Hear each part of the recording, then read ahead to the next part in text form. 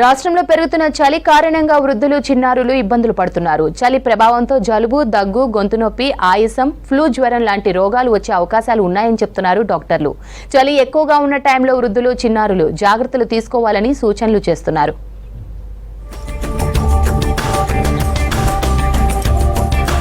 రాష్ట్రంలో రోజు రోజుకు చలి తీవ్రత పెరిగిపోతోంది. ఉష్ణోగ్రతలు కనిష్ట స్థాయికి పడిపోతున్నాయి. ఉదయం నుంచి రాత్రి వరకు రోజంతా చలి వాతావరణం ఉంటోంది.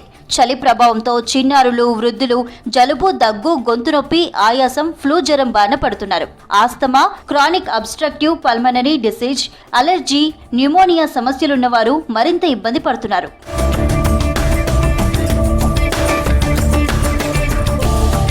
చలి తీవ్రత వల్ల 50 నుంచి 60 ఏళ్లు దాటిన వారికి ఎక్కువ ప్రమాదం ఉంటుందంటున్నారు డాక్టర్లు.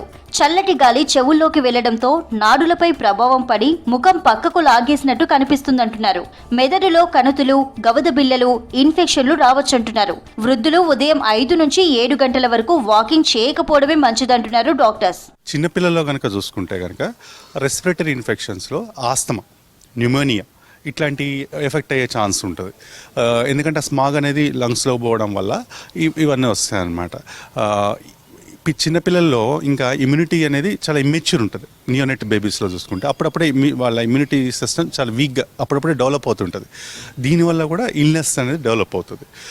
హైపోథర్మియా కండిషన్లో కూడా చిన్నపిల్లలు వెళ్ళాక, హైపోథర్మియా అని అంటే మన బాడీ మెటబాలిజం అవ్వాలంటే సర్టన్ టెంపరేచర్ ఉండాలి. ఆ నార్మల్ టెంపరేచర్ కన్నా తక్కువ వెళ్ళడం కండిషన్ హైపోథర్మియా అంటాం. వాళ్ళ టెంపరేచర్ కంట్రోల్ సిస్టమ్ కూడా చిన్నపిల్లలు డెవలప్ అవ్వదు. దానివల్ల హైపోథర్మియా కండిషన్లకు వెళ్తారు. చలి వాతావరణం పిల్లలపైన ఎక్కువ ప్రభావం చూపిస్తోందంటున్నారు డాక్టర్లు. 5-6 రోజులైనా జ్వరం తగ్గకపోవడం, ఆయాసం, శ్వాస తీసుకోవడంలో ఇబ్బందులుంటే న్యూమోనియాగా భావించాలని చెప్తున్నారు.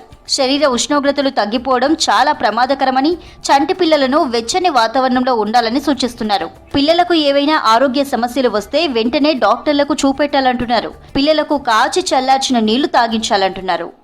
చలికాలం ఎలా ఈ ఇబ్బందులు లేకుండా చూసుకోవాలి అని అంటే మాస్క్ వాడాలి. ఖచ్చితంగా మాస్క్ వాడితే చాలా ఉపయోగం ఉంటుంది. ఇప్పుడు ఆర్టీసీ బస్సులలో లేకపోతే మనం బయట తిరిగేటప్పుడు మాస్క్ వాడడము, తర్వాత నైట్ పూట సాక్స్లు వేసుకోవడం, ఫ్లూ వ్యాక్సిన్ కూడా చాలా వరకు ఉపయోగం ఉంటుంది. ఇంకా డీహైడ్రేట్ అవుతాం కాబట్టి బాగా వాటర్, ఒక 4 to 5 litres water everyday, plus juices అలా హైడ్రేట్ అవ్వడం, దాని తర్వాత మంచి న్యూట్రిషియస్ ఫుడ్ తీసుకోవడం, వీటి వల్ల ఈ పైన చెప్పుకున్నవన్నిటి మనం ప్రివెంట్ చేసుకోవచ్చు అన్నమాట. చలికి ఎక్కువ మంది పొడి చర్మం సమస్యతో ఇబ్బంది పడుతుంటారని చెప్తున్నారు డాక్టర్లు. పొడి చర్మంతో శరీరంపై దురద, దద్దుర్లు, పుండ్లు పుడతాయంటున్నారు. కాళ్లకు, చేతులకు మాయిశ్చరైజర్లు ఉపయోగించాలని తెలిపారు. ఆస్తమా, COPD వ్యాధులున్నవారు మందులు ఆపకూడదన్నారు.